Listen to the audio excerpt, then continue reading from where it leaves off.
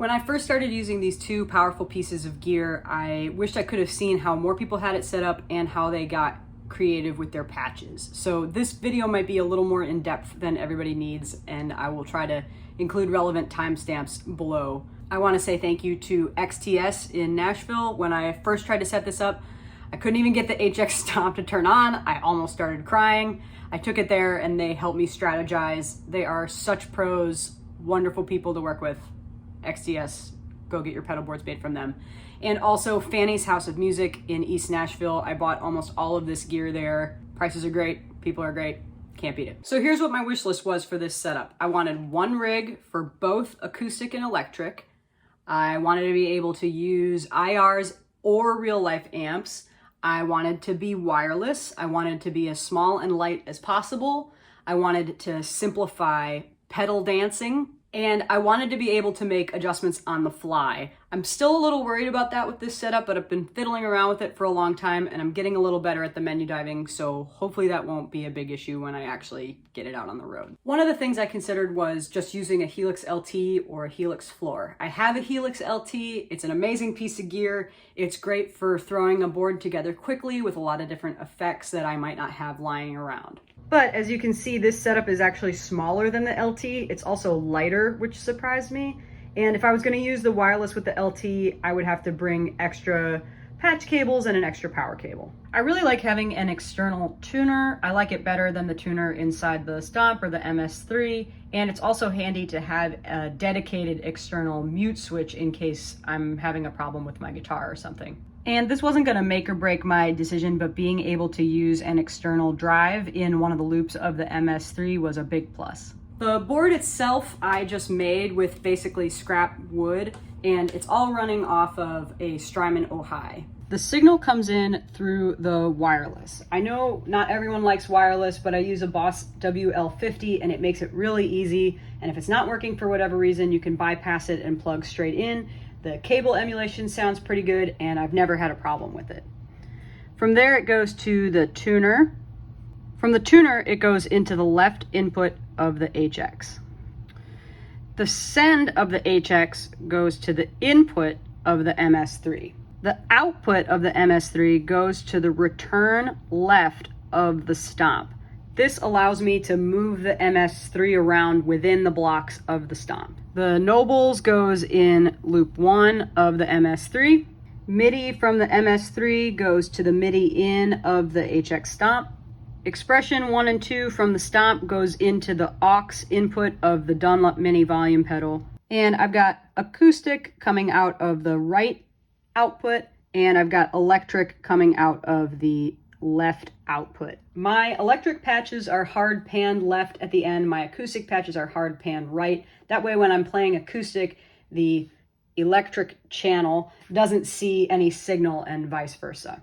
I have 4 basic types of patches: dumb patches, smart patches, acoustic patches, and patches with amps. My dumb patches function a lot like a regular pedal board. I have 7 buttons, 8 if you count the Nobles, that I can toggle on and off for individual effects.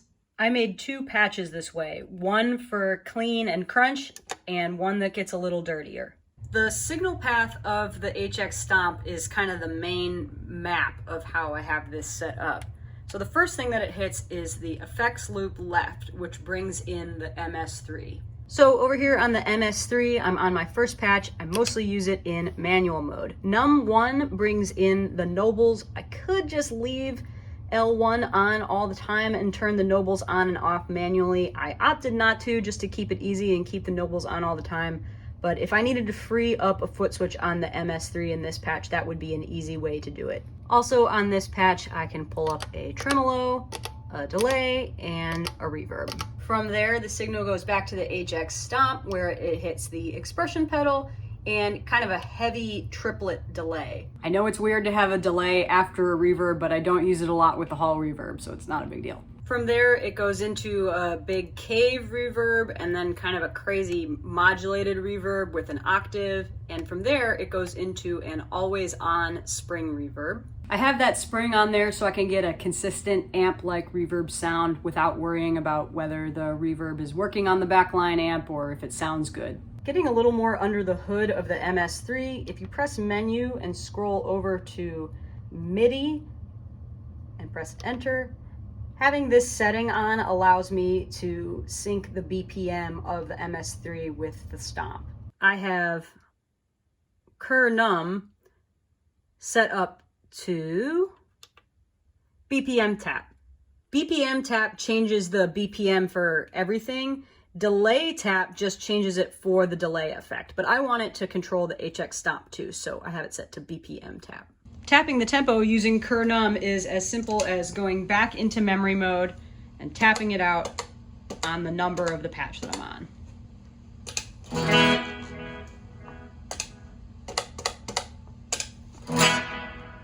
I'm not using Assigns on this patch, but I am using patch MIDI to tell the HX Stomp what patch to be on. You set the channel to 1, and then you page over here, you set the program change to 1 more than the patch on the HX Stomp. So in this case, I have the program change set to 1, which sends me to patch 0 on the HX Stomp. So if I'm in memory mode on the MS-3 and I'm on some other patch, pressing the first button switches the patch on both the MS-3 and the HX Stomp. My second dumb pedal board is the same concept. It uses CURNUM the same way, it uses patch MIDI the same way, and it has a spring on all the time. So going to my next patch on the MS-3 also changes it on the HX Stomp. One good thing about having the MS-3 in the effects loop means I can put HX Stomp effects before the MS-3. This is especially helpful for fuzz and pitch effects. The drives on the MS-3 are better than the internet says that they are, but the fuzzes on the HX Stomp really beat the fuzzes on the MS-3. After the fuzz, it hits the MS-3 in effects loop left. Over here on the MS-3, I've got FX1 running before L1, and it's running the crunch overdrive. This way I can run the crunch FX1 and the nobles in L1 separate, or when I run them together, FX1 going into L1 punches up the gain without changing the overall shape of the sound that I get from the nobles. I can also toggle on delay and trem, and then we're back to the Stomp to hit the volume and a dotted eighth delay, a big ol' reverb, and my always on reverb. So here's a few of the sounds I can get with this second dumb pedal board setup. Here's the clean sound.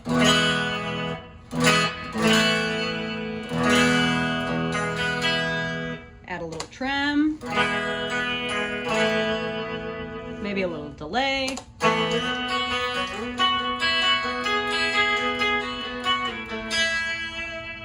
A little crunch from the nobles.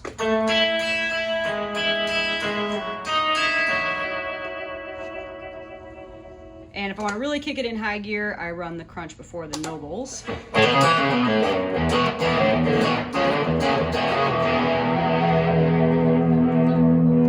I can go into outer space with this verb from the Stomp.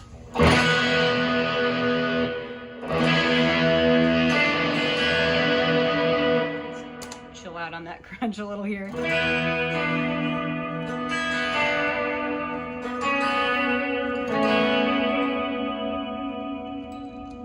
And, well, here's the fuzz, because, yeah.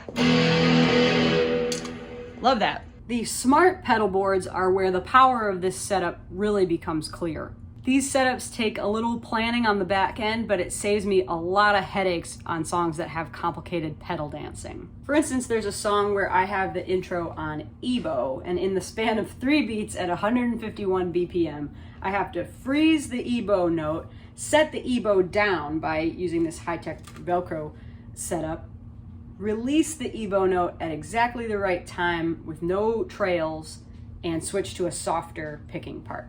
Going into the choruses, I also have to turn off a reverb while turning on distortion and delay at the same time. For a video of me having a heart attack about that on live TV, please see any videos of Cam playing Till There's Nothing Left on The Today Show or Seth Meyers. This setup makes all of that way easier. Once again, I have patch MIDI on the MS-3, changing the patch on the Stomp, and I turned CURNUM off because the BPM is the same for this song every time. Again, using the Stomp as the overall map, The first thing the signal hits is the MS-3 in effects loop left. Over here in the MS-3 is where the magic happens. The first thing that it hits is FX1 for the sound hold effect. This is the freeze effect. It took a little finessing to get these settings right, but I'm pretty happy with it. And the way this works is I have num1 set to this F1 sol trig thing, and it's set to momentary. This way it holds when I press num1 and it releases it when I let it go. So I'll put the EBow down. I've got my note. I'm gonna hold it and I'm getting rid of the EBow and releasing. Sounds pretty good.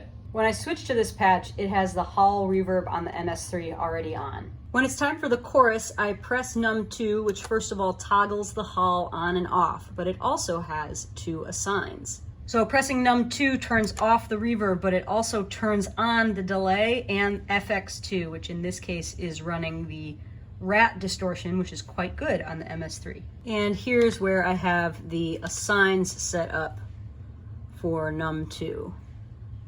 Assign 1, num2, toggling the delay, and assign 2, also num2, toggling FX2. One thing I ran into that was a little bit of a challenge was getting the toggling right. If you want an assign to turn an effect off, it has to be on when you set up that assign. Does that make sense? It's like the assigns don't care whether the effect is on or off already. They're just gonna toggle it away from whatever it is right now. So you just have to keep that in mind when you're setting up your patches. Then the signal leaves the MS-3, hits the volume, and a pretty nice sounding plate reverb that's always on for this patch. So here's how I use this patch. I can do my fancy schmancy freeze thing.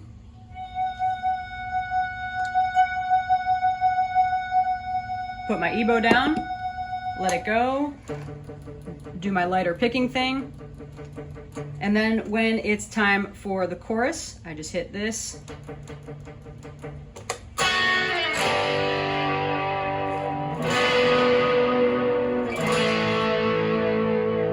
And to go back to this, it's a pretty handy patch. My second smart pedal board is the same concept, patch MIDI, changing the patch on the Stomp. CURNUM turned off because the BPM is the same every time, so I don't need a tap tempo. It just has a few more assigns. Like my second dumb pedal board, being able to move the MS-3 around within the Stomp means I can put HX effects before the MS-3, in this case, the poly pitch. So this song starts with poly pitch and the cave on over here at the Stomp. And then over here in the land of very, very bright screens, I'm keeping this L1 on for this entire patch. So when I get to the pre-chorus of this song, I press num1. And that does a couple of things. First of all, it turns on a parametric EQ. That's what the num1 is set to do here. It gives me a darker tone, which I need for the pre-chorus. But it also turns off the poly pitch, which you can see here. In order to turn off the poly pitch with the MS-3, I have to first assign it to a foot switch on the Stomp. And I turn it off over here using assign 1, assign num1. It's sending MIDI message CC49.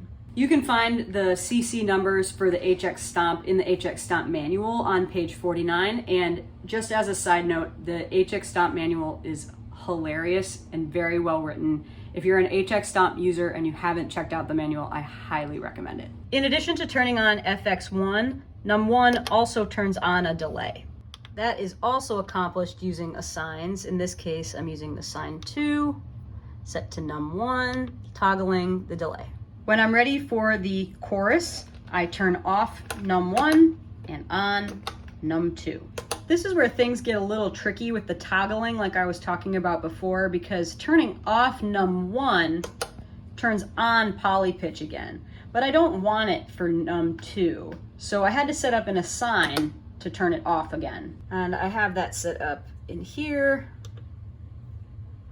under assign 3, num2, and that message 49 is for foot switch 1 on the Stomp, which is the poly pitch. I needed way less reverb when I was on num2, so I set up an assign 4, sending a MIDI message on num2. It's number 50, which is foot switch 2 on the Stomp, which is my cave reverb. And back over here on the MS-3, I have num2 toggling a more chill reverb. In theory, you could also accomplish this using snapshots on the HX Stomp, and you could even trigger the snapshots with the MS-3. I tried this, I tried a couple different ways, and things just got too confusing with effects being toggled on or off when I didn't mean for them to be, and this just seemed like an easier solution. To get to the next part of the song, which is the hook, I turn off num2 and on num3. Turning off num2 turns on the poly pitch in the cave, which is good. I need that for the hook. And then the only thing num3 does is it turns on a crunch, which is in effects 2, and that's all num3 does. When I'm ready to go back to the beginning, I hit num3, and the patch is back to the way it was at the beginning of the song. To get to my acoustic patch, I hit these two guys at the same time to bank up to 2-1. This patch is pretty straightforward, and it's all on the HX Stomp. I just like the HX Stomp better for acoustic. I like the compressors and the preamps. So we've just got a preamp, we've got a couple of EQs and compressor. I do have the effects loop here for the MS-3. If I wanted to bring the MS-3 in, it would be nice maybe to have some of the effects that MS-3 is better at, like the rotary effect, but I don't need that right now. I just have it set up in case I do eventually need it. And then the last thing over here is a plate that I can turn on and off using this foot switch. If I wanted to set up an assign to turn that plate reverb on and off from the Stomp using the MS-3, I could, I just decided not to. Then going up into bank 3, I copied all of my electric patches on both the MS-3 and the HX Stomp. So the signal path for this patch is the same as my first dumb pedal board setup, but at the end I have an amp model for when I don't like the backline amp or I don't get a backline amp. I have some cabinet IRs that I really love, but this setup is super pushing the DSP of the HX Stomp, and I'm too maxed out to use my IRs. I don't typically use effects loops on amps because the effects loops on backline amps can be unpredictable or broken, and so I decided not to use them on the HX Stomp amps either, even though I could relatively easily. I just wanted to keep my sound as consistent as possible, whether I was using a real amp or one of the built-in amps on the Stomp. Besides the amps, these patches are exactly the same as my other electric patches. I've got 2 dumb pedal board setups and I've got 2 smart pedal board setups. Thanks for watching. I hope it showed you some different ways that you can use these 2 very powerful pieces of gear. I hope it gave you some ideas. And if you have any questions, just drop a comment below and I'll do my best to answer.